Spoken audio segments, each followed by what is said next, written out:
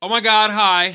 So when I was a kid, the whole alternative, emo, arena sadness, it's not a phase mom kind of music was really popular. Blink 97, Sum 176, 19 Days Grace, Shaking Benjamins, you know, the usual suspects. And that's exactly what I listened to in my youth for years until I discovered one of the greatest musicians to ever walk the face of the planet. Corey Feldman. Totally kidding, this vibe is a little less Goonies and a little more Texas blues rock grit nastiness. And I actually remember the first time I heard his music clear as day. I was 13 years old, I had just gotten a job working at a flea market. I was cutting decorative keys for the elderly, which was more fun than folding laundry at the DMV. God, this place was diverse. Produce stands, custom coffee mugs, illegal parrot salesmen, and some people just selling stuff they had lying around at their house. Man, this place was kind of a shithole. I think it now and I thought it then, but that all changed when I walked past this booth that was selling guitars. I walked into that little enclosed booth and then right there, right on the TV, it immediately started playing something that I didn't even know I needed. A cowboy hat, a blue kimono, a Fender Stratocaster, and more vibe than anything else I had seen up until that point in my life. The song was Texas Flood, the footage was live at Austin City Limits,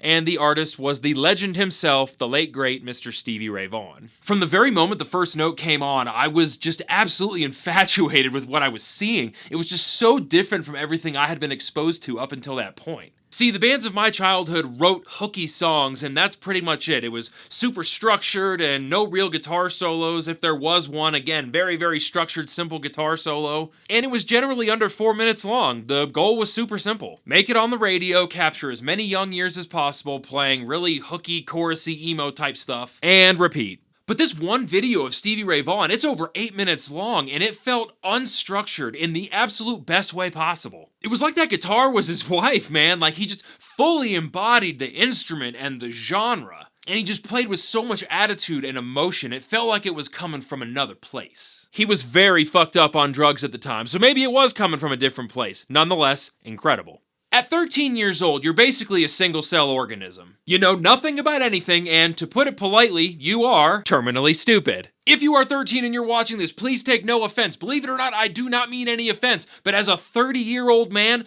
trust me, it's straight facts. And yet despite all of that, regardless of my age or prior music experience, that got through to me. This amazing artist broke through to me. I not only understood what he was doing, but I felt like I understood what he was saying through his instrument. And that single moment in time did 3 things for me as a human being. Number 1, it completely changed my taste in music. For the remainder of my teenage years, I was obsessed with everything blues. I mean, there really was just nothing like it at that point in time that was regularly being played on the radio or in my school. 2, listening to that shit made me an outcast. People talk about emo music like it was just for lonely people. What? That shit was on the radio all the time, like everybody listened to it. Being sad was like popular for a little while. The cafeteria was just 500 people all being lonely together with some rap sprinkled in every now and again. And now you want to talk about being the only kid in the entire school listening to blues music from the 1980s? That's being lonely, fam.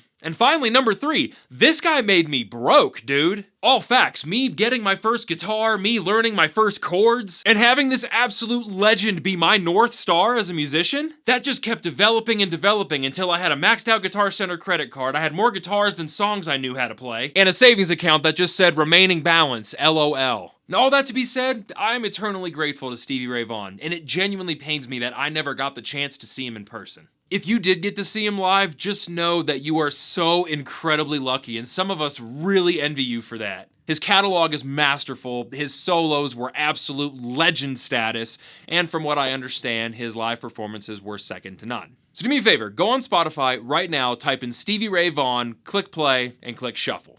Even if you aren't a fan of blues, just turn it on, listen, and try to get there. Try to get yourself in that space. Try to get yourself to a place where you can understand what he was saying and what he was doing, because it was absolutely incredible. And if you can't, you're the problem, you tasteless swine. Go listen to 45 Seconds to Uranus and leave the tasteful jams for the rest of us. My name is Zach, this has been Audibly Dumb, thank you so much for watching. Come back next week where I live in a tree and slam a Red Bull in front of Lindsay Lohan's grandparents.